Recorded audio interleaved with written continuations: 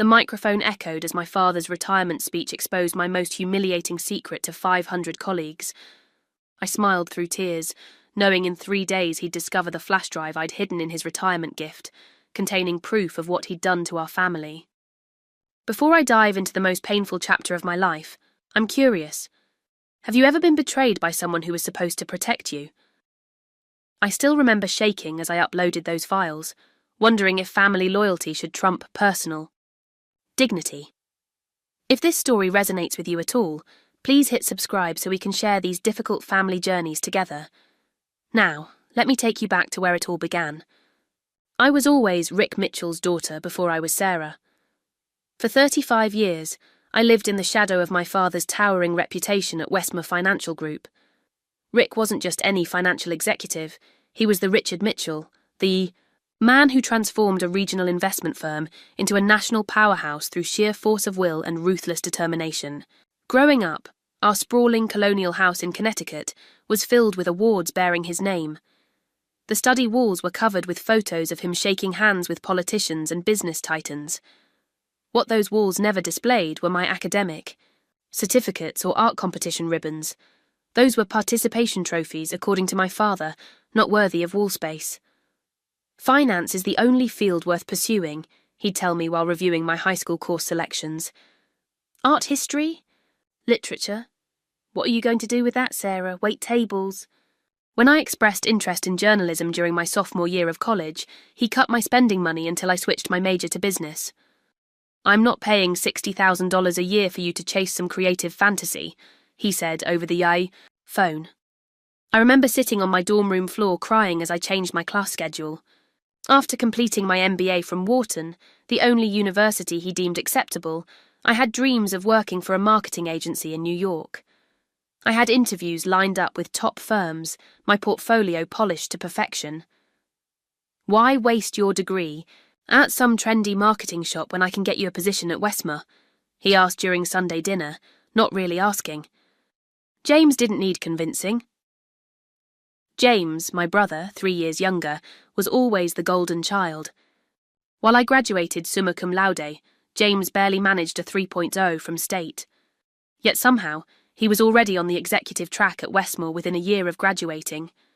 Meanwhile, I was placed in the marketing department, a division my father openly referred to as the colouring book department during executive meetings. My mother Elizabeth might have protected me from the worst of his criticism. I have faint memories of her gentle redirections during dinner when Dad would start critiquing my weight or my grades. Rick, tell Sarah about that new client you impressed. Today, she would say, steering the conversation to safer ground. But breast cancer took her when I was 15, and after that, there was no buffer between my father's expectations and my reality. I remember the first marketing campaign I developed for Westmore's new retirement portfolio. I'd worked 80-hour weeks, coordinating with designers and copywriters to create something modern yet trustworthy. The executive team loved it, all, except my father. It looks like every other financial ad out there, he announced in the boardroom. Sarah, I expected more creativity from you, given how much you fought to study those artsy subjects. I sat there, 26 years old, being dressed down like a child in front of senior leadership. That night, I called my first therapy appointment with Dr. Wilson. What brings you here today? Dr. Wilson asked during our initial session. I need to learn how to please my father, I answered. She gave me a sad smile. Perhaps we should focus on learning how to please yourself first.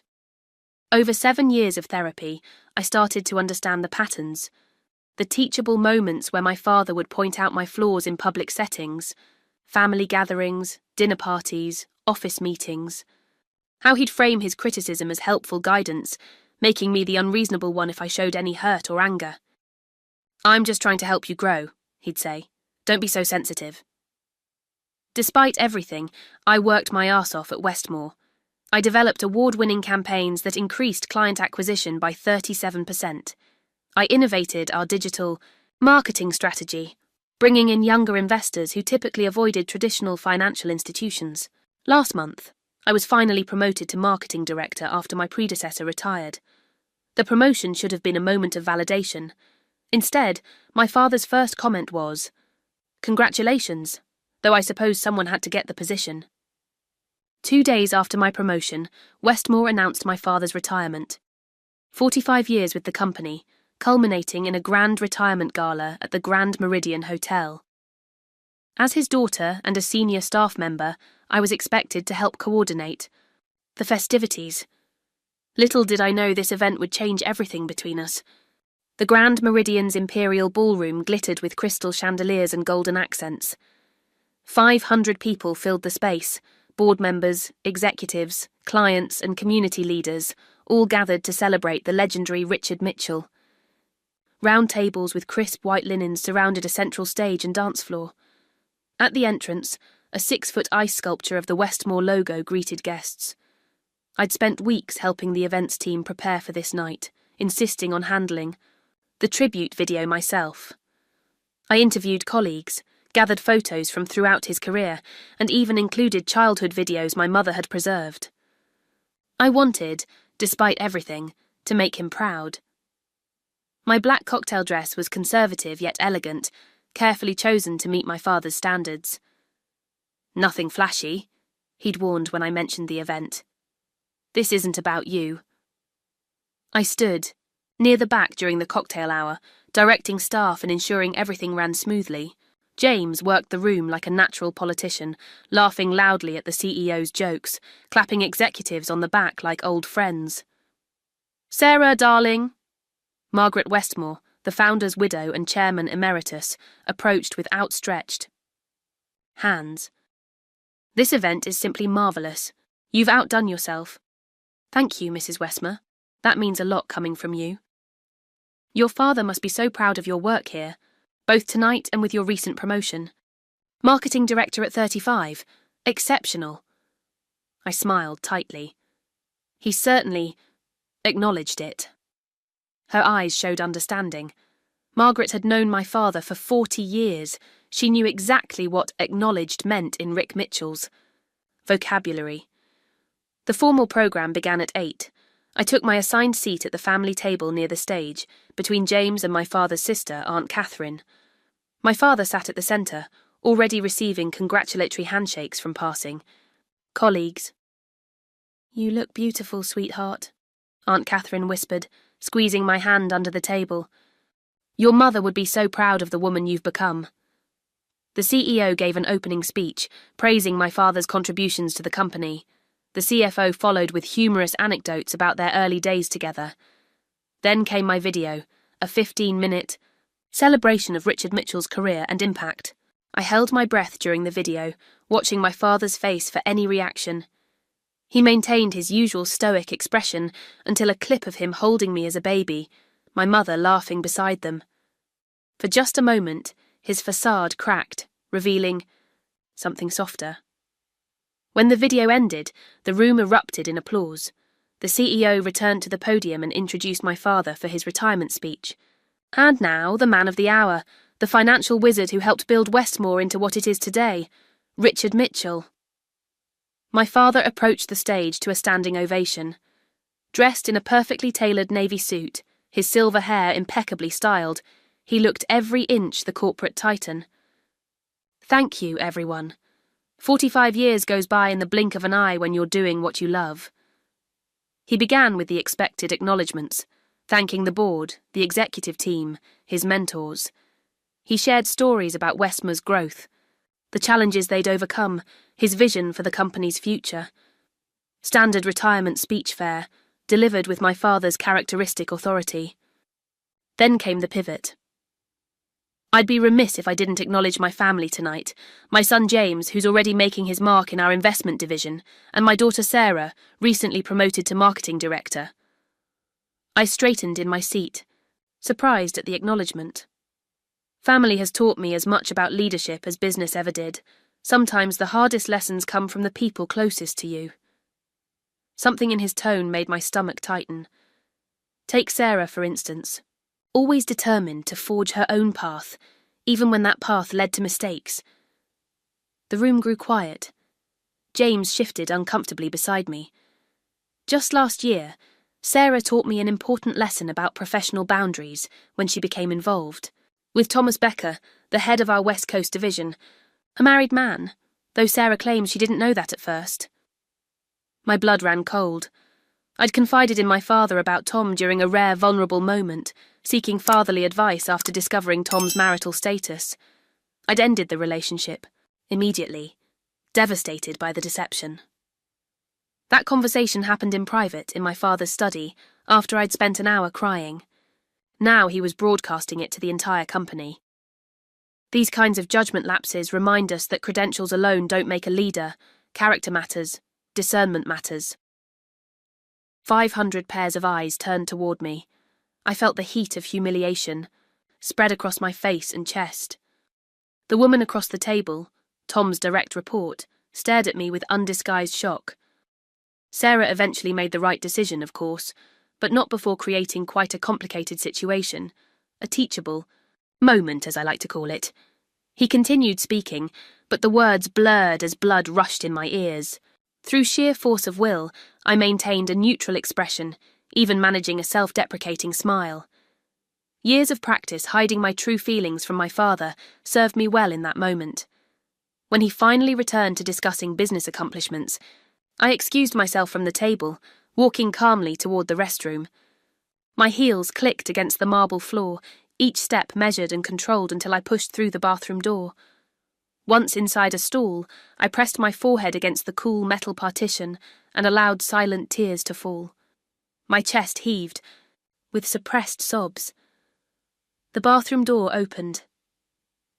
"Did you hear what Rick Mitchell said about his daughter?" A woman's voice. "So awkward. I always thought Sarah was so professional." Another voice, vaguely familiar from accounting. "Sleeping with a married VP. Guess the promotion makes sense now." "Shh. Come on, that's not fair." "I'm just saying it explains a lot. She's always been riding on her father's coattails."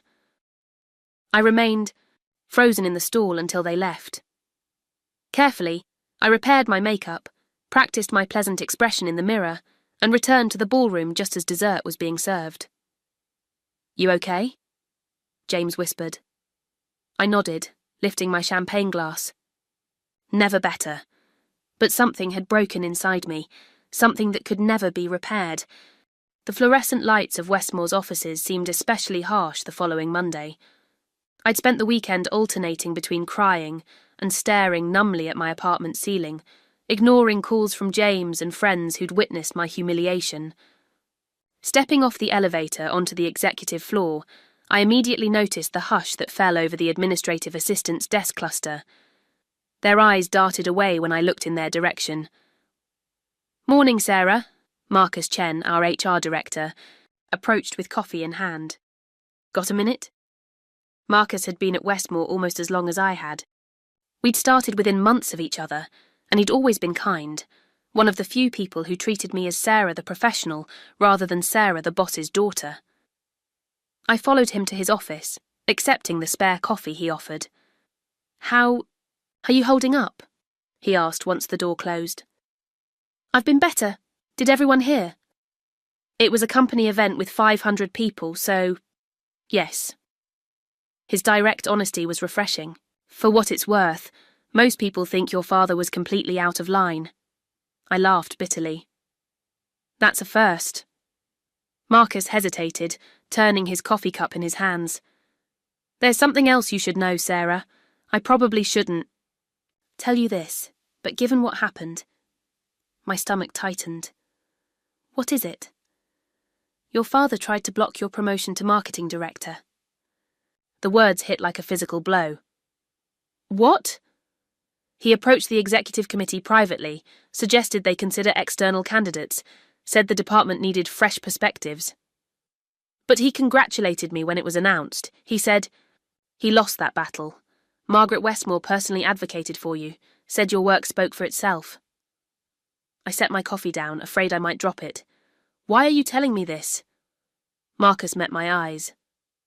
"Because I'm tired of watching him undermine you, and because I suspect the retirement speech wasn't the first time." That conversation with Marcus lit a fuse. After he left for a meeting, I remained in his office, my mind racing. Had my father been actively sabotaging my career all along? The thought seemed paranoid, even for someone with my complicated family dynamics. But I needed to know. As marketing director, I had expanded system access privileges. That afternoon, while most of the executive team attended a quarterly planning session, I began searching. First, I examined my own personnel file, looking for performance reviews and promotion recommendations.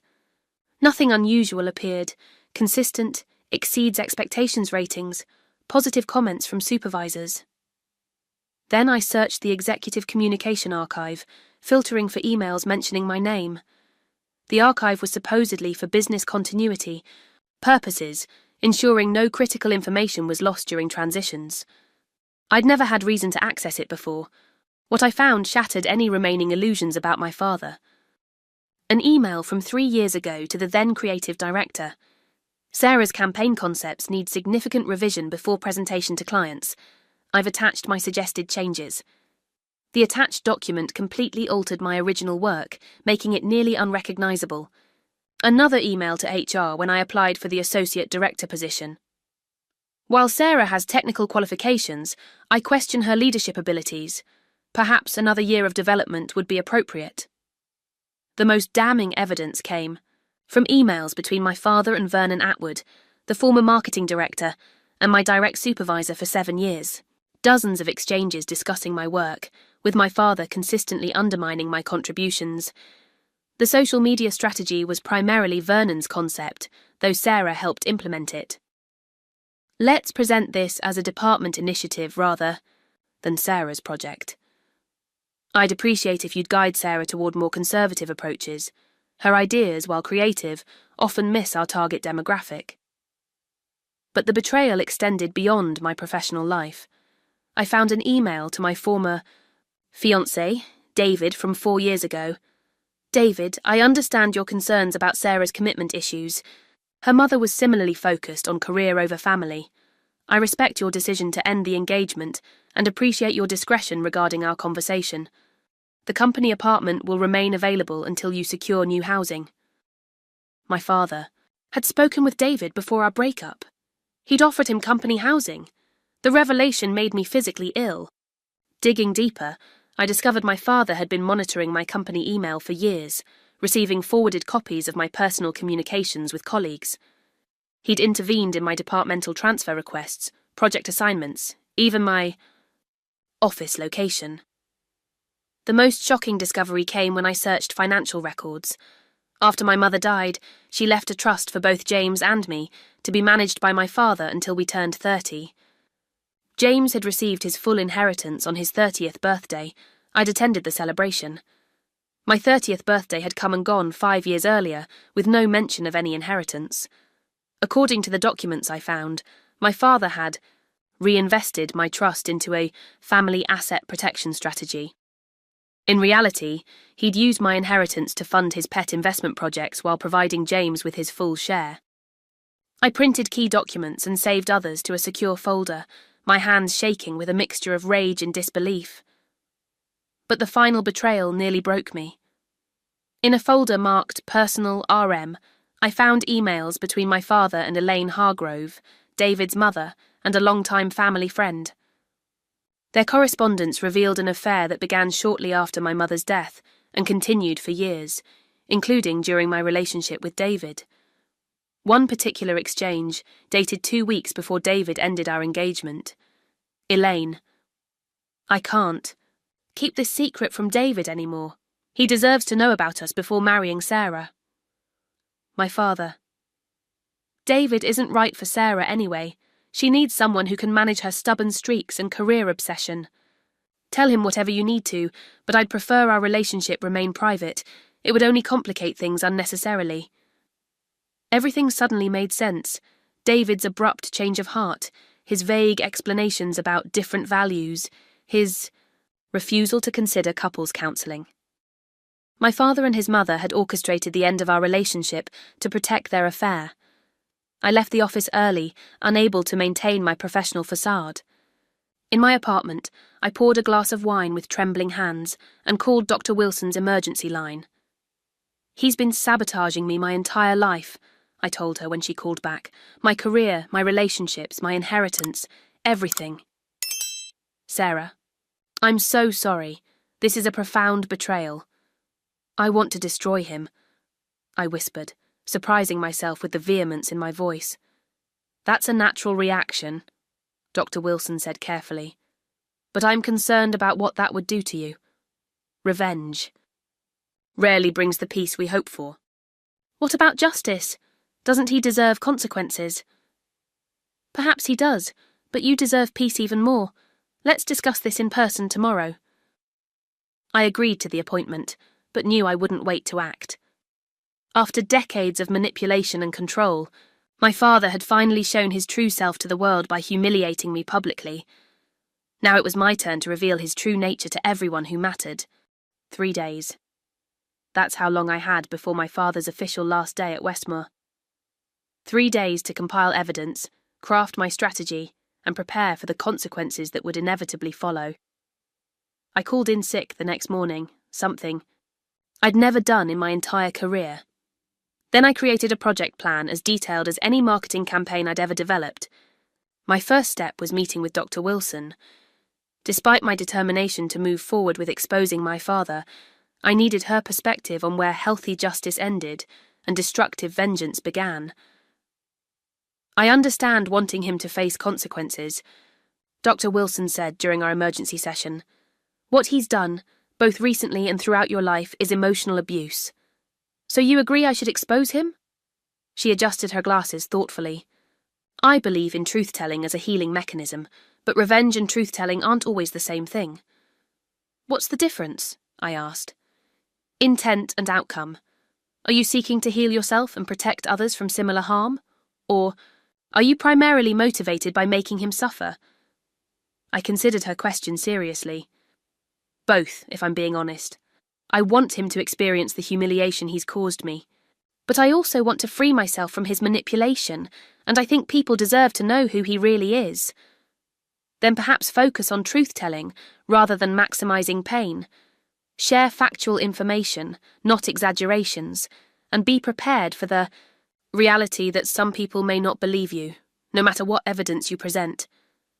I nodded, taking notes. I don't want to become like him. I don't want to lie or manipulate. That's a crucial distinction. She leaned forward. Sarah, whatever you decide, remember that your worth isn't determined by his recognition or anyone else's response to your truth. You're reclaiming your narrative, not creating a new battlefield. With Dr. Wilson's guidance helping me establish ethical boundaries, I returned home to gather evidence. For 12 hours straight, I organised the documents I'd discovered, categorising them by type of betrayal, career sabotage, financial manipulation, personal relationship interference. I recorded a video statement detailing my experience in my own words, being careful to distinguish between documented facts and my emotional responses. I wanted the evidence to speak for itself wherever possible. By midnight, I realised I needed more information, perspectives from others who might have witnessed my father's behaviour. The next morning, I began reaching out to former colleagues who had left Westmore over the years. Jennifer Alvarez, a former financial analyst who had worked closely with my department, agreed to meet for coffee. Your father blocked my promotion. 3 times, she told me, stirring her latte. When I finally confronted him, he said I should focus on work-life balance since I had young children.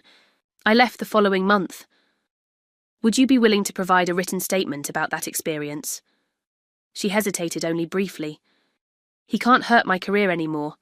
Yes, I'll do it. Throughout the day, I spoke with 7 former employees. 5 agreed to share their experiences of my father's manipulative leadership style, unethical practices, or inappropriate comments. Their testimonials painted a picture of a man who used people as pawns, discarding anyone who challenged him.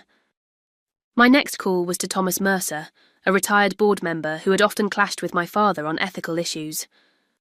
I'm not surprised, he said when I explained what I'd discovered. Your father was brilliant at financial strategy, but ruthless. In execution, the board censured him twice for pushing ethical boundaries. Did you know that? I hadn't known. Thomas directed me to board minutes documenting questionable financial decisions my father had championed, including several that had been reversed after his initial approval. By the second evening, I had assembled a comprehensive dossier on Richard Mitchell, the real man behind the corporate legend. But I was still missing a critical piece, my mother's perspective. After her death, my father had packed away most of her personal belongings, claiming it was too painful to have constant reminders. I'd been allowed to keep some jewellery and photographs, but her journals, letters, and personal papers had disappeared into the attic of our family home. I still had a key, rarely used. My father was attending a retirement dinner with clients that evening. I knew I'd have at least 3 hours. The attic was dusty and chaotic, filled with decades of accumulated possessions. I found what I was, seeking in a cedar chest beneath a stack of old Christmas decorations, 3 cardboard boxes labelled Elizabeth Personal. My hands trembled as I opened the first box. Inside were my mother's journals, dozens of them spanning from her college years through the final months of her life. I couldn't read them all, but I searched for entries around significant family events and the period before her death. What I found confirmed my worst suspicions while breaking my heart anew. My mother had been aware of my father's controlling behaviour toward me and had tried to shield me as best she could.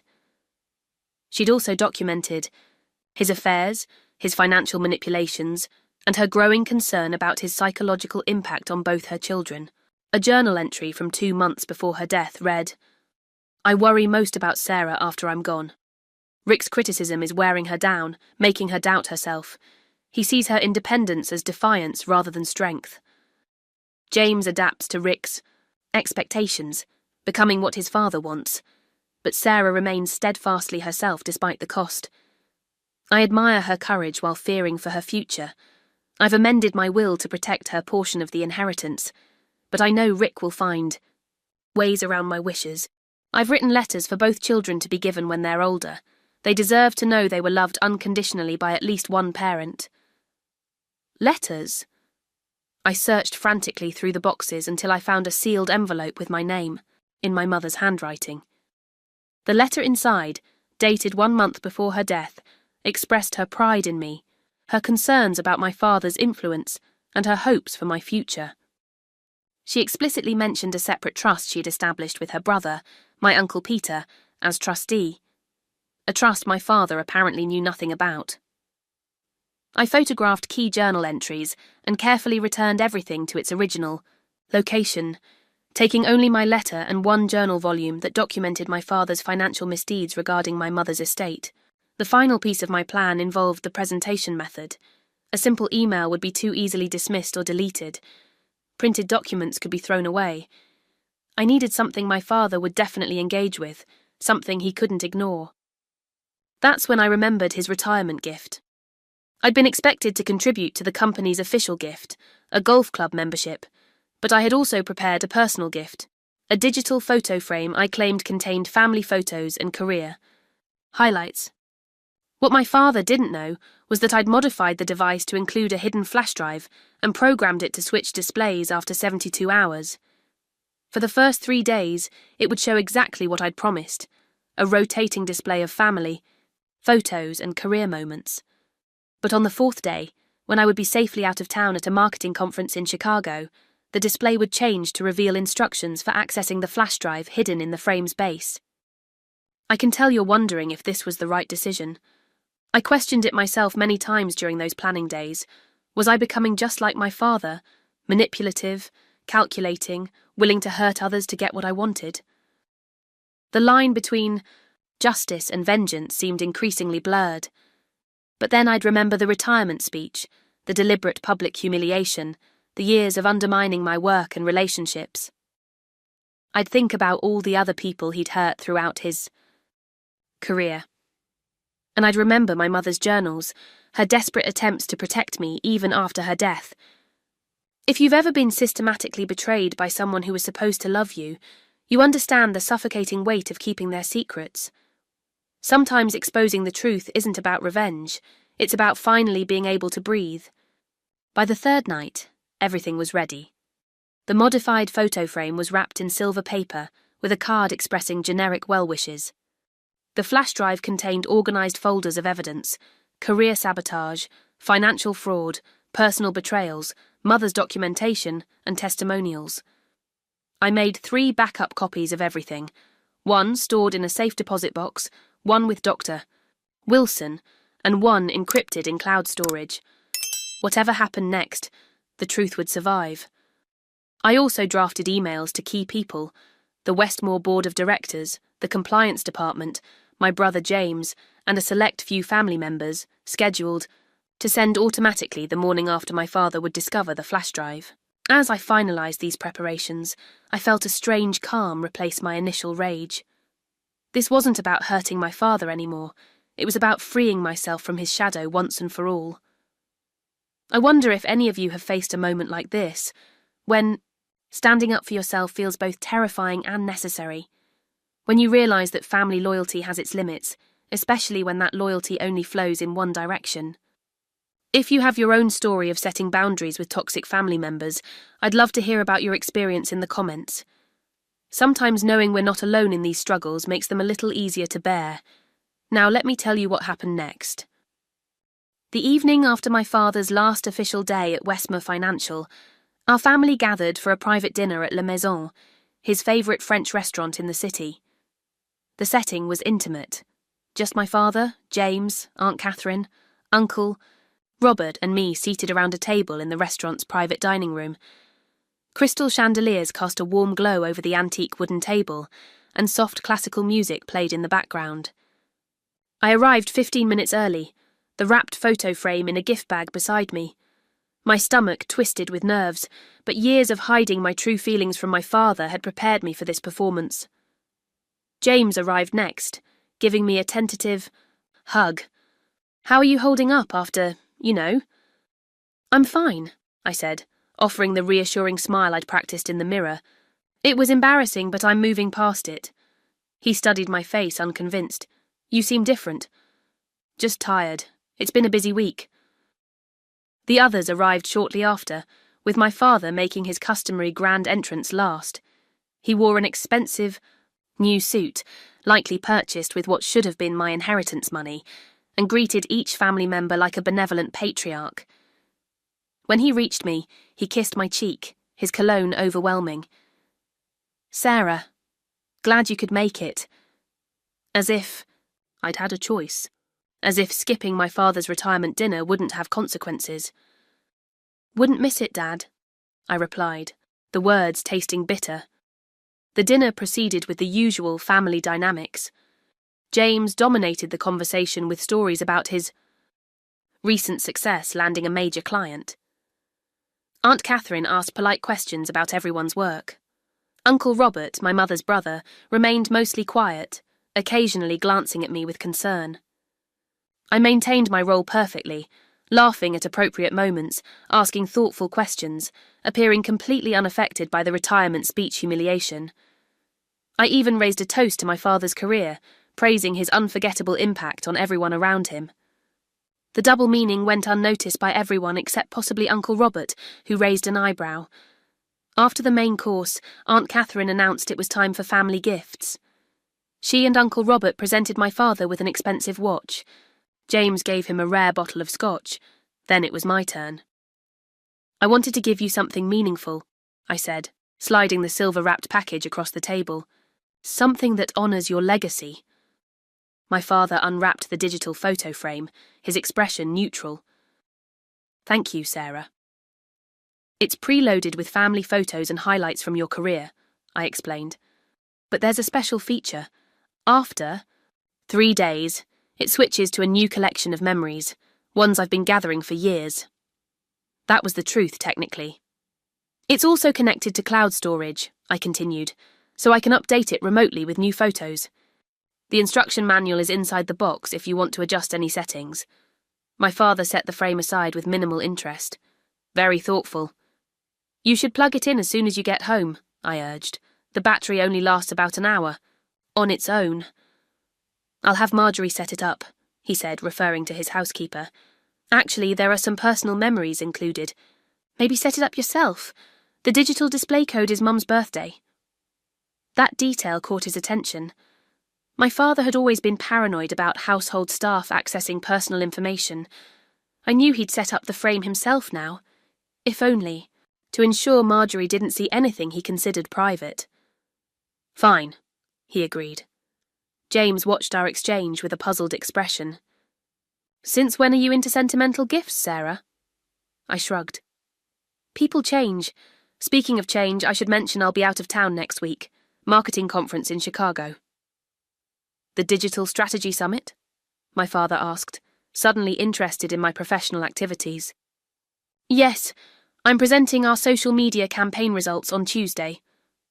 This was another calculated detail. My father had always minimized my public speaking engagements. By mentioning I would be presenting, I guaranteed he wouldn't attend the conference. To undermine me. He'd already dismissed the importance of social media marketing numerous times. Well, good luck with that, he said dismissively. The old-fashioned approaches still work best in financial services. I smiled. That's why I've integrated traditional and digital strategies in my presentation, best of both worlds. Uncle Robert caught my eye across the table. Sounds impressive, Sarah. Your mother would be proud of your innovative thinking. A flash of annoyance crossed my father's face at the mention of my mother. He quickly changed the subject to his retirement plans, golf trips, consulting opportunities, his upcoming Mediterranean cruise. As coffee and dessert were served, I excused myself to use the restroom. Once alone, I leaned against the sink, taking deep breaths. The performance was draining but necessary. Just a few more hours of pretending, then I could retreat to prepare for my trip. When I returned, James was waiting in the hallway. What's really going on with you? He asked, blocking my path. You're being weird. I told you, I'm fine. No, you're not. You haven't been fine since Dad's speech, and this sudden trip, this strange gift, something's up. I sighed. James and I had never been close. My father had ensured that by constantly positioning us as competitors rather than allies. But in that moment, I almost told him everything. Almost. I'm just trying to move forward, James. Create some distance and perspective. He studied me for a long moment. Sarah, whatever you're planning, I'm not planning anything. I'm giving Dad a retirement gift and attending a conference. That's it. You're a terrible liar. You always have been. His tone wasn't accusatory, just matter of fact. Just be careful, okay? Dad isn't always fair to you, but he's still our father. The protective instinct toward our father, even after witnessing my public humiliation, spoke volumes about the family dynamic my father had created. James was as much a victim of my father's manipulation as I was, just in a different way. I know who he is, I said quietly. Better than you think. We returned to the table in uncomfortable silence. The remainder of the evening passed in, a blur of forced pleasantries and superficial conversation. When we finally said our goodbyes outside the restaurant, my father held me a moment longer than usual. I know I'm hard on you, Sarah. It's only because I see your potential. In the past, those words would have given me hope, made me believe that somewhere deep down he truly cared. Now I recognized them for what they were, another manipulation tactic. I know, Dad. That's why I wanted my gift to be special. Promise, you'll set it up tonight. If it's that important to you, fine. It is. And remember, Mum's birthday for the display code. As I watched his car pull away, I felt no triumph, no satisfaction. Just a hollow certainty that I was doing what needed to be done. Back in my apartment, I confirmed my flight to Chicago for Sunday afternoon. The timing was precise. My father would discover the flash drive Monday evening, giving me a solid alibi and physical distance when the revelation occurred. I sent a final text to my father. Hope you enjoy the frame. Each photo has a special memory attached. Looking forward to hearing your thoughts when I'm back from Chicago. His reply came quickly. Frame is on my desk. Pictures are fine. Have a productive trip. No, thank you. No acknowledgement of the effort. Just fine. The same dismissive response he'd given to every achievement throughout my life. It was the last normal communication we would ever have. I slept surprisingly well that night, better than I had in years. The weight of secrets and suppressed truths was lifting. For the first time since my mother died, I felt like I was honouring her memory properly by finally standing up for myself. The next morning, I made final preparations for my trip, checked that all scheduled emails were set correctly, and called Dr. Wilson to confirm our virtual appointment for Monday evening. "Are you certain about this course of action?" she asked. "I am. It's not about revenge anymore. It's about truth." "And how do you feel?" I considered the question carefully. "Lighter, like I can finally stop performing the role of the dutiful daughter." "That's a significant realization, Sarah. Whatever happens next, remember that your worth isn't determined by his response." Those words would become my mantra in the difficult days ahead. Sunday afternoon, I boarded my flight to Chicago, leaving behind the photo frame that was silently counting down to Monday evening. In less than 36 hours, everything would change. The flash drive hidden in the digital photo frame contained 5 meticulously organised folders, each documenting a different aspect of my father's betrayal. I had spent hours ensuring the evidence was comprehensive yet accessible, with summary, documents for each section and clear file naming conventions.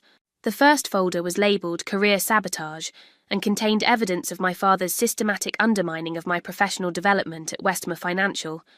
The documents included forwarded emails showing my father instructing my supervisors to modify my work before presentation, performance review drafts with positive comments about my leadership that were removed in final versions, emails between my father and the executive committee opposing my promotion to marketing director, documentation of project ideas I'd presented that were later implemented under someone else's name, a spreadsheet tracking 23 instances where my father had taken credit for my department's successful campaigns, voice recordings from 2 meetings where my father dismissed my contributions in front of colleagues, statements from former employees describing how my father had undermined my authority, email threads showing my father redirecting my high-profile assignments to other team members. The summary document for this section included a timeline of my career at Westmore alongside specific sabotage incidents, highlighting the pattern of interference. The second folder, Financial Fraud, was potentially the most damaging from a legal perspective. It contained my mother's original will specifying equal distribution of assets between James and me, trust documents showing my inheritance should have been distributed when I turned 30, bank statements revealing my father's redirection of my trust funds into his personal investment accounts, emails between my father and his financial advisor discussing how to legally restructure my inheritance, documentation of the separate trust my mother had established with Uncle Robert that my father had attempted to access, comparative analysis of James's received inheritance versus my withheld funds, property, records showing my father had purchased a vacation home using my trust money, an accountant's confidential assessment, which I'd paid for privately, confirming misappropriation of approximately $850,000. The third folder was labelled Personal, Betrayals, and contained the most emotionally painful evidence. Email exchanges between my father and my ex-fiancé David in the weeks before our breakup. Documentation of my father offering David continued employment and housing after ending our engagement. Extensive correspondence between my father and Elaine Hargrove, David's mother, revealing their long-term affair. Evidence that my father had shared private information about me with Elaine. Messages showing my father had interfered in 3 other relationships before David. Records of my father monitoring my personal communications through company servers. Evidence that he had hired a private investigator to follow me during a vacation with friends. Statements from family friends describing how my father had systematically isolated me after my mother's death. The fourth folder, Mother's Documentation, was the most personally significant. Scanned pages from my mother's journals documenting my father's controlling behaviour, entries specifically addressing his different treatment of me versus James, journal entries detailing his affairs during their marriage, my mother's private notes about changes she had made to her will. To protect me. The letter she had written to me before her death, expressing her concerns about my father's influence. Documentation of financial arrangements she had made without my father's knowledge. Photos of family events with her. Handwritten notes on the back describing the reality behind the happy family images. Voice recordings my mother had secretly made during arguments with my father about his treatment of me.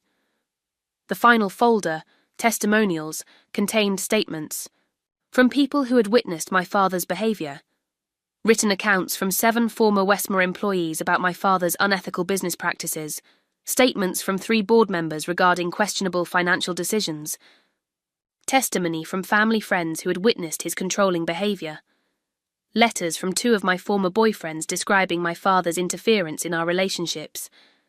A statement from my therapist, with my written permission, about the psychological impact of my father's emotional abuse. A detailed account from Uncle Robert about his observations of my father's behaviour since my mother's death. A video interview with Jennifer Alvarez detailing how my father had blocked her promotion due to her gender. A comprehensive statement from me explaining the pattern of control and manipulation throughout my life. At the root level of the flash drive was a single Word document titled, "Read Me First." This file explained the organisation of the evidence and included a personal statement. "Dad, this isn't about revenge, it's about truth. For decades, you've controlled the narrative of our family and my life. You've presented yourself as the supportive father while actively undermining my career, stealing my inheritance and sabotaging my personal relationships. The evidence in these folders is unaltered and factual. I haven't manipulated or exaggerated anything. The truth speaks for itself. I don't expect an apology. I don't even expect you to acknowledge what you've done. This is simply me reclaiming my story and setting the record straight." By the time you read this, the same information will have been shared with the Westmore Board of Directors, Compliance Department, and key family members. This isn't negotiable or open to your typical manipulation tactics. For what it's worth, I didn't want things to end this way. I spent my entire life trying to earn your approval and love. It took your public humiliation of me at your retirement speech to finally make me see that was never going to happen. Sarah. In addition to the flash drive in the digital frame, I had created identical packages for several key recipients. James would receive his copy via certified mail scheduled for delivery Tuesday morning. The Westmore Board of Directors would receive theirs through secure corporate channels. Uncle Robert already had his copy, delivered personally during a private meeting before my departure. The Compliance Department at Westmore would receive a redacted version focusing solely on financial improprieties. My attorney held a complete copy in case of legal repercussions. Each recipient's package was customised slightly, with cover letters explaining why they were receiving this information and what sections were most relevant to them. For James, I included a separate letter. "James, I know this will be difficult to process. Dad has positioned us as competitors our entire lives, but we don't have to continue that pattern. You didn't create the favouritism that defined our childhood. He did. I'm not sharing this to hurt you or damage your relationship with Dad. I'm sharing it because we both deserve to know the truth about our family. Mum wanted us to support each other. The attached journal entries show how concerned she was about Dad's manipulation of both of us. Whether you believe the evidence or not is your choice. I've verified everything multiple times and stand by its authenticity. I hope someday we can have an honest conversation about our shared experiences. Your sister, Sarah."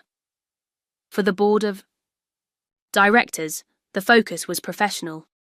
To the Westmore Financial Board of Directors, I regret that my first direct communication with you must be under these circumstances.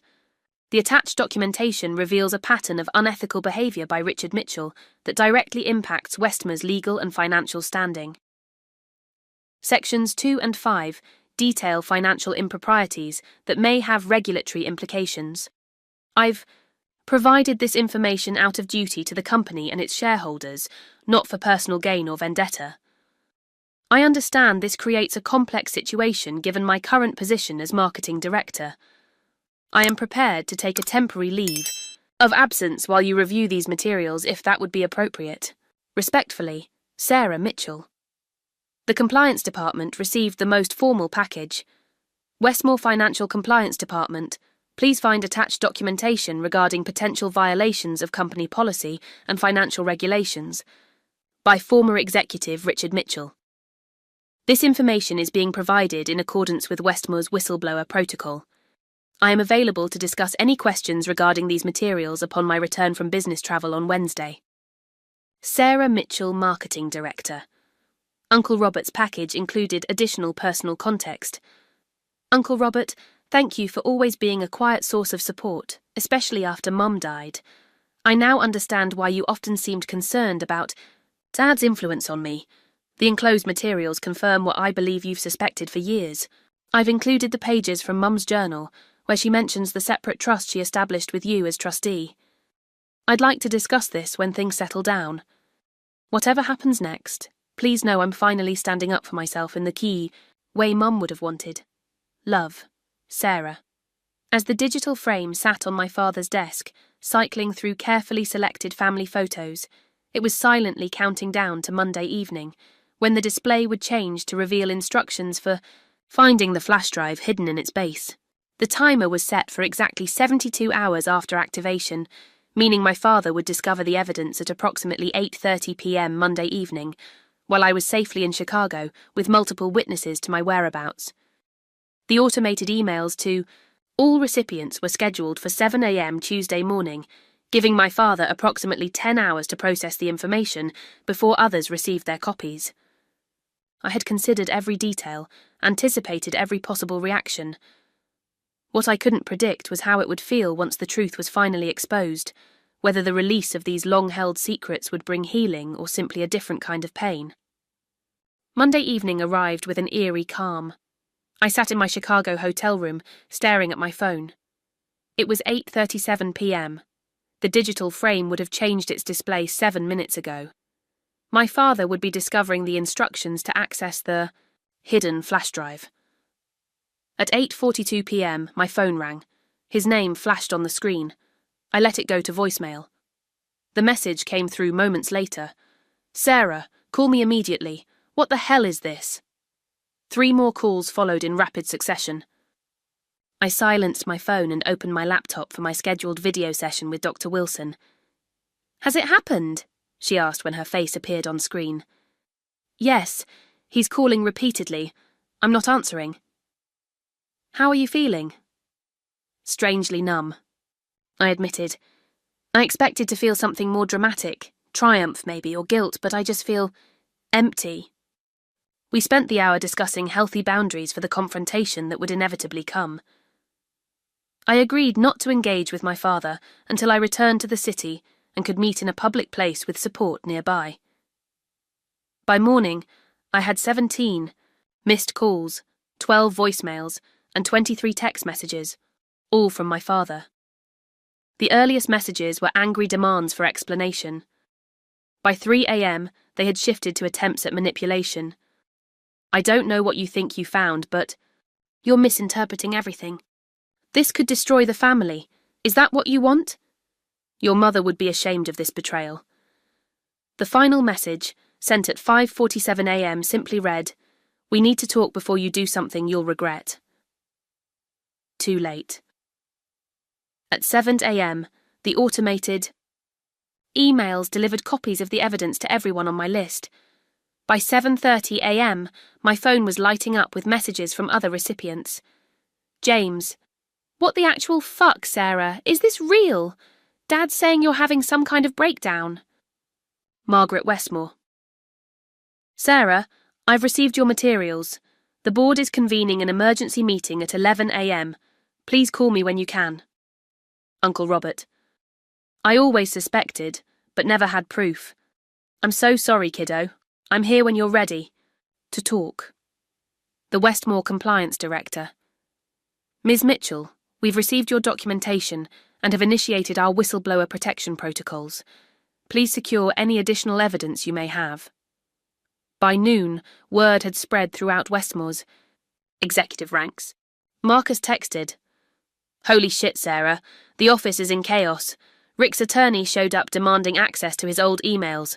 Board members are huddled in the conference room. What did you do? I maintained my silence, attending my conference sessions. As planned, presenting my marketing strategy to industry colleagues who had no idea of the corporate earthquake I'd just triggered. That evening, James called again. This time, I answered. Dad showed me the evidence, he said, his voice tight. He says you manipulated the emails, that you're trying to destroy him because of the retirement speech. Do you believe him? I asked quietly. A long pause. I don't know what to believe. The stuff about Mum's trust. I had no idea you never received your inheritance.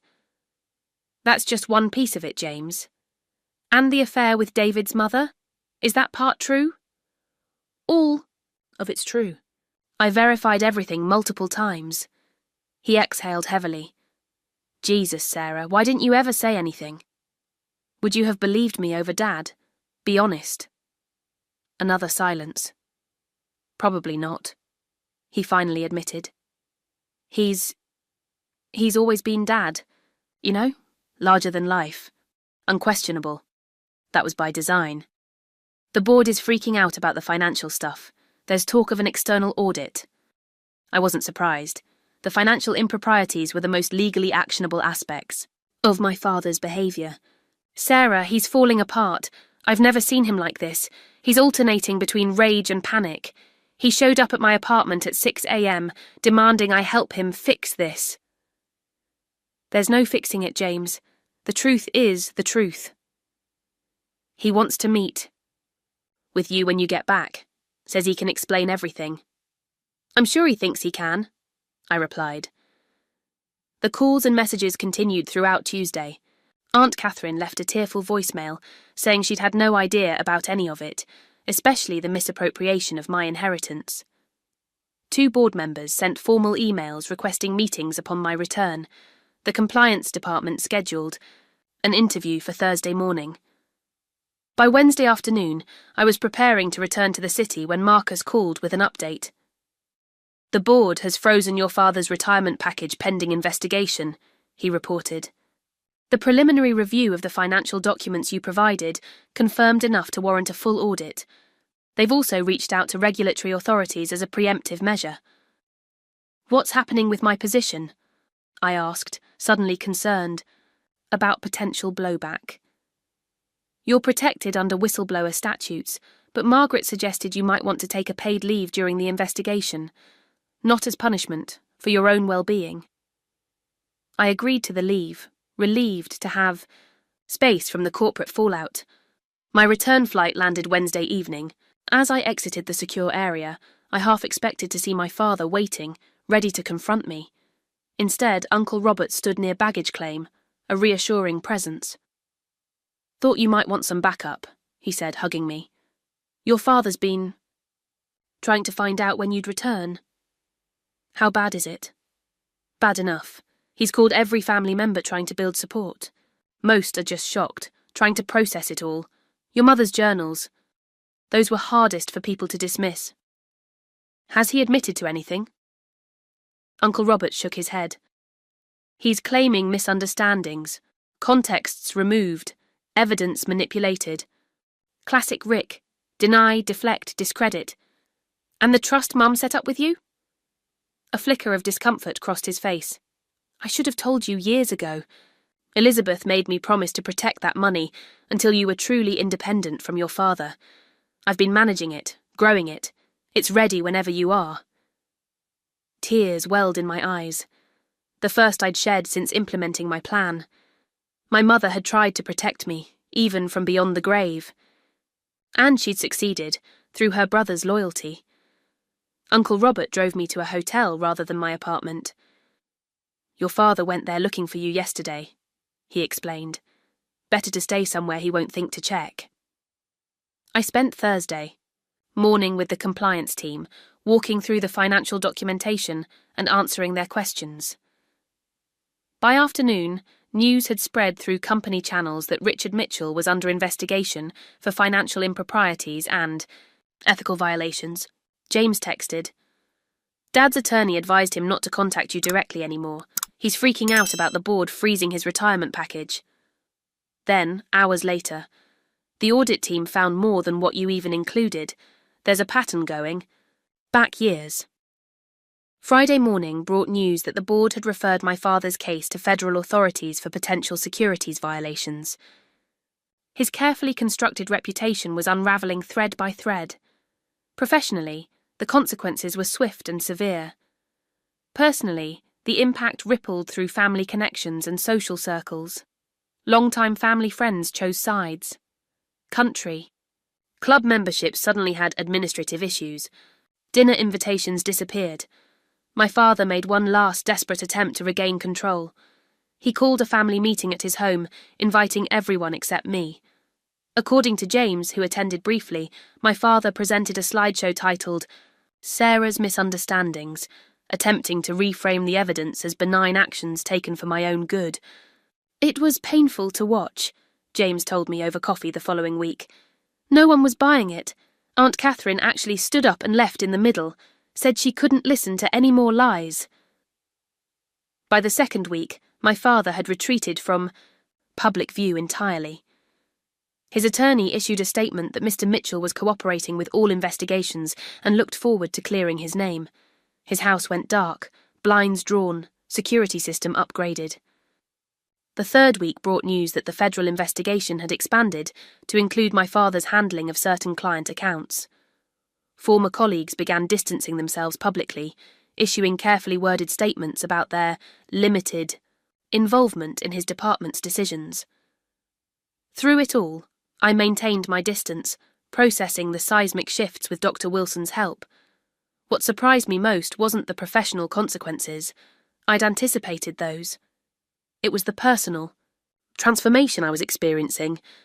For the first time in my life, I felt free. The constant need for approval, the second-guessing, the fear of disappointing my father, it all began to fade.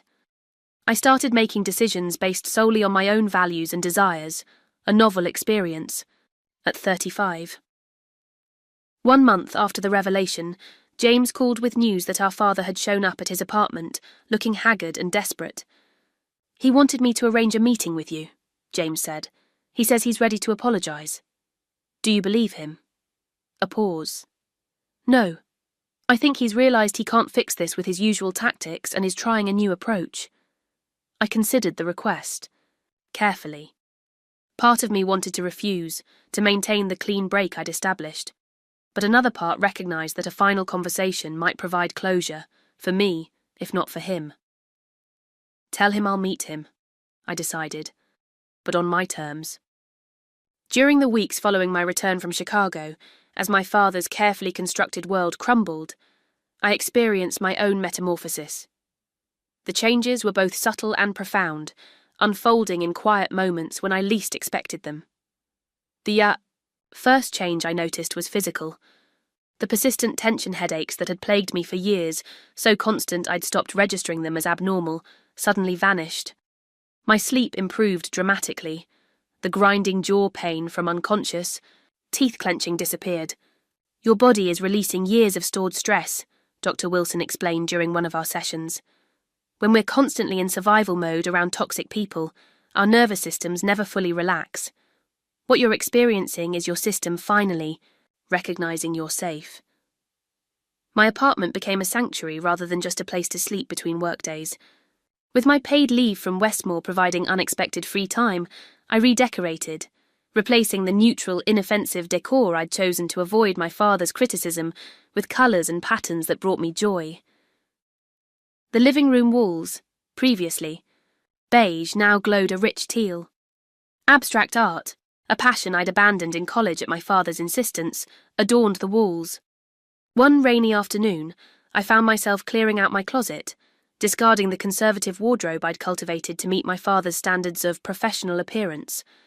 The structured suits, sensible pumps and muted colours gave way to clothes, chosen purely for my own pleasure, comfortable, colourful, expressive. Marcus visited during my third week of leave, bringing office updates and genuine concern. You look different, he said, studying me across the coffee table. More present, Somehow, I smiled, I feel different, like I've been holding my breath for decades and finally remembered how to exhale. The compliance team wants you to know they're impressed with your documentation. Very thorough, very professional. Will there be criminal charges? I asked. Marcus nodded grimly. The federal investigation uncovered patterns of financial manipulation beyond what you documented. The US Attorney's Office is involved now. I felt a momentary pang, not of regret, but of sadness for what could have been. My father had possessed such talent, such potential to create positive impact. Instead, he'd used his abilities to control and manipulate. What about you? Marcus asked. Are you planning to return to Westmore? It was a question I'd been asking myself repeatedly. The company had treated the situation appropriately, invoking whistleblower protections and maintaining professional boundaries. But Westmore was inextricably linked with my father in my mind. Every conference room, every elevator ride, every logo would remind me of decades spent seeking approval I'd never receive. I don't think so, I said, surprising myself with the certainty I felt. It's time for something new. The something new arrived unexpectedly the following day. Charlotte Way, CEO of Meridian Partners, Westmore's most innovative competitor, reached out through LinkedIn with a direct message. Sarah, I've followed your marketing work for years and have always been impressed. Recent events at Westmore have no bearing on your professional reputation, which remains stellar. I'd love to discuss a role leading our marketing division when you're ready to consider new opportunities. 5 years earlier, I'd declined a similar overture from Meridian, unwilling to risk my father's disapproval by joining a competitor. The memory of that decision, one of dozens made to appease him, strengthened my resolve to chart a different course now. My relationship with James evolved during this period as well. One evening he appeared at my door with takeout and an awkward determination to talk. I've been going through old photos, he said, spreading a collection across my coffee table. Looking for the truth I missed. The images showed our family through the years, holidays, graduations, vacations. In nearly every photo, the pattern was visible once you knew to look for it. James positioned prominently beside our father, me slightly apart or partially obscured, our mother often between us like a buffer. He constructed our entire relationship, James said, voice rough with emotion. I never questioned why he always praised me for minimal effort while criticizing you for exceptional work. I just accepted the roles he assigned us. We both did, I replied gently. You didn't create the dynamic, but I benefited from it. Financially, professionally, emotionally. He met my eyes directly. I'm sorry, Sarah, for not seeing it sooner, for not being the brother you deserved. That conversation marked the beginning of a genuine siblinghood, something we'd never experienced under our father's manipulative influence. We began meeting weekly, sometimes talking about the past, sometimes focusing on rebuilding for the future. During one such dinner, James revealed he was considering leaving Westmore as well. I keep questioning whether I actually earned my position, or if it was just Dad's influence. I need to find out what I can achieve on my own merits. My reconnection with James led to other healing relationships.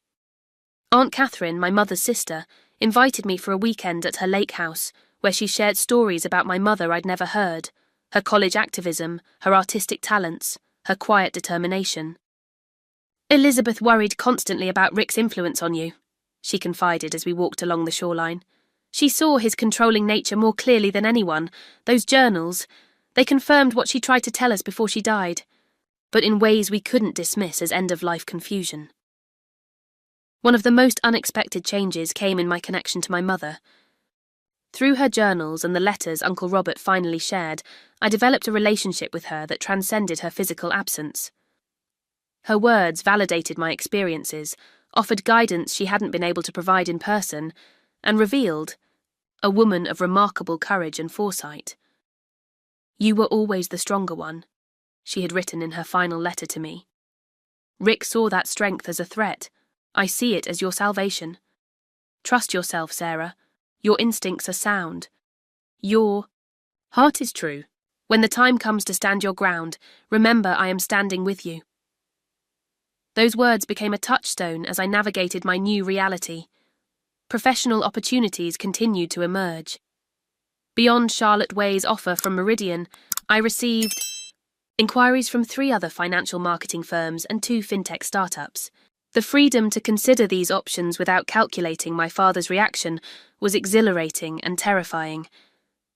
Dr. Wilson helped me recognize that my hesitation stemmed from unfamiliarity with autonomous decision-making rather than actual uncertainty. "You've spent your life filtering choices through the lens of your father's approval," she observed. "It's natural to feel adrift when that external reference point is removed. This is an opportunity to develop your internal compass." That perspective helped me approach the decision methodically. I created a matrix of what mattered most to me in my next professional chapter: creative freedom, ethical leadership, work-life balance, growth potential, and mission alignment. After interviewing with all 6 companies, Meridian Partners emerged as the clear match. Their marketing approach valued innovation over tradition, their leadership team included several women in key positions, and their flexible work policies acknowledged employees as whole people with lives beyond the office. When I accepted Charlotte's offer as Executive Marketing Director, with a substantial salary increase and equity options, I experienced none of the anxiety that had accompanied previous career moves. For the first time, my professional decision felt entirely my own. My personal growth extended to relationships as well. I reconnected with friends who had drifted away during my years of work-centered existence. I joined a community art class, rediscovering the joy of creative expression I'd abandoned at my father's urging. Most significantly, I began dating again, approaching relationships with new awareness of healthy boundaries and authentic connection. I no longer sought partners my father would approve of, instead focusing on genuine compatibility and mutual respect. Through it all, I maintained my distance from my father. His attempts at contact grew less frequent as the legal consequences of his actions intensified. According to James, he vacillated between rage, self-pity, and calculated attempts to rebuild his narrative. The federal investigation expanded to include tax evasion charges related to the misappropriation of my inheritance. The Westmore board voted unanimously to rescind his retirement honours and remove his portrait from the executive gallery. Former associates distanced themselves publicly as more details emerged about his unethical business practices. 6 weeks. After my return from Chicago, as I prepared for my first day at Meridian Partners, James called with news that our father had reached out to his attorney about a settlement offer regarding my inheritance. "He's trying to make the financial issues go away," James explained. "His lawyer contacted Uncle Robert about the trust Mum set up for you." "Too late," I replied. "That was never about the money." "I know, but I think he's finally realizing he can't control the narrative anymore. He's asking to meet with you, says he wants to explain his side before things go any further." I considered the request carefully. The Sarah who had existed 2 months earlier would have jumped at any opportunity for paternal acknowledgement or explanation. That Sarah no longer existed. "What do you think?" I asked James, a new dynamic in our relationship, seeking his perspective.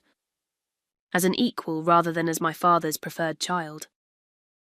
"I think he's desperate," James said after a thoughtful pause. "But I also think you might benefit from saying what you need to say to his face, not for him, for you." That insight resonated. Throughout my life, I'd swallowed words, buried feelings, and hidden my truth to maintain my father's approval. Perhaps a final conversation conducted on my terms would complete my liberation. "Tell him I'll meet him," I decided, "but I choose when and where." As I prepared for this confrontation, I reflected on my journey since the retirement speech humiliation. The woman who had sat frozen in that ballroom, smiling through public degradation, would have been unrecognizable to me now. I had reclaimed, not just my narrative but my entire self, my professional identity, my personal values, my authentic voice. The path forward remained uncertain in many ways, but for the first time, that uncertainty felt like possibility rather than threat. The evening before my scheduled meeting with my father, I stood before my bathroom mirror, studying my reflection. The physical changes were subtle, more relaxed posture, brighter eyes, easier smile, but they reflected a fundamental transformation within. I am my mother's daughter, I said to my reflection, remembering her words. When the time comes to stand your ground, remember I am standing with you. For the first time in my adult life, I truly believed I was enough, exactly as I was. Not Richard Mitchell's disappointing daughter, not Westmore's marketing director, not anyone's reflection or extension, just Sarah, complete and worthy in my own right. That realization, more than any external consequence my father faced, was the true victory. I chose Riverside Park for our meeting, neutral territory, with enough public presence to discourage dramatics but sufficient privacy for honest conversation. The late afternoon sunshine cast long shadows across the walking paths as I arrived. 15 minutes early, selecting a bench overlooking the water. My preparation for this encounter had been thorough. I'd role-played various scenarios with Dr. Wilson, established clear boundaries with James about what information I was willing to receive from our father afterward, and even rehearsed exit strategies if the conversation became manipulative. I wore a cobalt blue dress I'd purchased during my recent closet overhaul, something my father had never seen, something chosen purely for my own pleasure. My mother's simple silver pendant hung at my throat, a tangible connection to her strength. At exactly 4 o'clock, I spotted him approaching along the river path. My breath caught momentarily. The physical transformation in my father was shocking. Richard Mitchell had always been the embodiment of powerful presence, impeccably groomed, expensively dressed, posture radiating authority. The man walking toward me looked diminished. His designer suit hung loosely on his frame. His normally perfect silver hair appeared unwashed. Deep lines etched his face, and the confident stride had been replaced by a tentative gait. For a moment, I felt an unwelcome pang of pity. I breathed through it, remembering Dr. Wilson's warning. Compassion is appropriate, taking responsibility for his feelings is not. He spotted me and paused briefly before continuing forward. I remained seated, not rising to greet him, a small but deliberate choice. Sarah. He stood awkwardly before the bench, clearly expecting me to invite him to sit. After a moment of silence, I gestured to the space beside me. Dad. He lowered himself onto the bench, maintaining careful distance between us. Up close, the changes were even more apparent. His eyes, usually sharp and assessing, appeared clouded with exhaustion.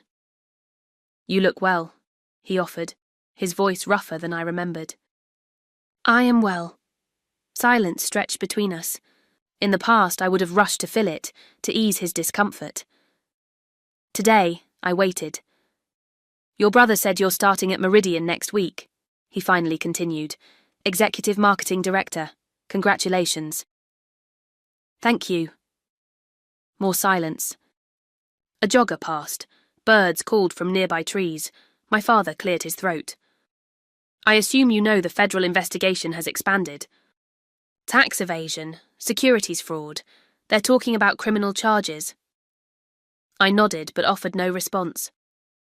My attorney thinks we can reach a settlement on the inheritance issues, he continued, slipping into business mode. If you're willing to sign an NDA regarding the personal matters, we could... I didn't come here to negotiate, I interrupted. There will be no NDA, no settlement discussions. The financial issues are between you and the authorities now. His jaw tightened, a familiar precursor to anger. Then why did you agree to meet? Closure, I said simply. For me, not for you. Sarah, you have to understand. No, I cut him off again, my voice calm but firm. I don't have to understand anything. For 35 years I tried to understand. I twisted myself into knots trying to comprehend why my father, who should have been my greatest advocate, consistently undermined, criticized, and sabotaged me. His eyes darted away, unable to hold my steady gaze. What I eventually understood is that your behavior was never about my shortcomings. It was about your own insecurities, your need for control, your inability to see me as a person separate from yourself. That's not fair, he protested. I pushed you because I saw your potential. I wanted you to be exceptional. No. You pushed me because you couldn't tolerate my independence. You saw my potential as a threat rather than a source of pride. He shook his head dismissively. The gesture so familiar, it almost made me smile. Even now, facing the consequences of his actions, Richard Mitchell couldn't conceive of being wrong. Let me ask you something, I said, shifting slightly to face him directly. Did you ever, even once, consider how your actions affected me? Not how they would shape me into what you wanted, but how they made me feel as a human being? His silence was answer enough. You humiliated me at your retirement speech, I continued. You took a private vulnerability I shared with you and weaponized it in front of hundreds of colleagues. Did you think about what that would do to me professionally, personally? I was trying to illustrate a point about judgment. You were asserting control, I corrected. I had achieved something you couldn't undermine directly, my promotion, so you undermined me personally instead. A muscle jumped in his jaw, but he remained silent. That night broke something in me, I admitted. But it also freed me, because I finally saw with perfect clarity that nothing I ever did would be enough. No achievement, no sacrifice, no compromise would ever earn your genuine approval or protection. That's not true, he insisted, but the protest sounded hollow even to my ears. It is true, I said quietly. The evidence speaks for itself. You sabotaged my career while pretending to support it. You stole my inheritance while acting as its protector. You interfered in my relationships while claiming to want my happiness. For a moment, anger flashed in his eyes, the familiar intimidation tactic that had silenced me countless times before. But when I didn't flinch or look away, the fire faded, replaced by something I'd never seen in my father's expression. Uncertainty. What do you want from me, Sarah? He asked, his voice suddenly tired. An apology? Money? My professional destruction is nearly complete. What more are you looking for? The question hung between us as I considered my honest answer. I don't want anything from you, I finally replied. That's what you don't understand. For my entire life, I wanted your approval, your respect, your unconditional love. I don't want those things anymore because I've realized they were never available to me. He flinched as if I'd struck him. I came today to tell you that I forgive myself, I continued. I forgive myself for believing I was somehow deficient. I forgive myself for accepting your narrative about who I was and what I deserved. I forgive myself for staying silent for so many years. And me? He asked quietly. Do you forgive me? The question surprised me. In all my preparation with Dr. Wilson, we'd never anticipated my father asking for forgiveness. I don't know, I answered. Honestly, forgiveness requires accountability. You'd need to genuinely understand and acknowledge the harm you caused. I'm not sure you're capable of that. We sat in silence for several minutes, the river flowing steadily before us, people passing on the walking path behind our bench. In that silence, I felt a shift, not reconciliation, but a rebalancing of power that had been disproportionately his for decades. I was jealous, he said suddenly, the words so unexpected I wasn't sure I'd heard correctly. What? Of you and your mother, your connection. He stared straight ahead, not meeting my eyes. Elizabeth understood you in ways I never could. You were so much like her, creative, intuitive, strong-willed. I felt excluded. The admission was so human, so ordinary compared to the mythology I'd built around his motives, that it momentarily disarmed me. So you punished me for it? He shook his head slowly. I didn't see it that way. I thought I was correcting a course, making you practical, making you like me. It seemed necessary. It wasn't, I said simply. No, he exhaled heavily. It wasn't. Another silence fell between us, less charged than before. The financial improprieties, I finally said, those weren't about me. No. He straightened slightly, professional mask slipping back into place. Those were complicated situations. They were crimes, I corrected gently. And they're not why I'm here today. He nodded once, accepting the boundary. James tells me you're starting at Meridian next week, he said, changing the subject. Charlotte Way has a solid reputation. Smart choice. The comment was so normal, so fatherly that I almost laughed at the incongruity. Yes, I'm looking forward to it. You'll do well there. He cleared his throat. You would have done well anywhere. Your work at Westmore was exceptional, despite my interference. The closest thing to acknowledgement I'd ever received from him. Too little, too late, yet somehow still meaningful in its way. Thank you for saying that. He checked his watch, a nervous habit I recognised from childhood dinner tables. I should probably go. My attorney is expecting an update. About the NDA that isn't happening, I clarified. A ghost of a smile touched his lips. Yes, about that. He stood, suddenly, awkward again. Is this the last time we'll speak? The question carried more vulnerability than I'd ever heard from Richard Mitchell. I considered my answer carefully. I don't know, I replied honestly. That depends on many things. I'm establishing a new life based on truth and healthy boundaries. If you can respect those boundaries, perhaps we can have some form of communication eventually. He nodded, accepting the non-commitment. I am sorry, Sarah, he said quietly. Not for everything. I'm not there yet, but for the retirement speech, for publicly humiliating you.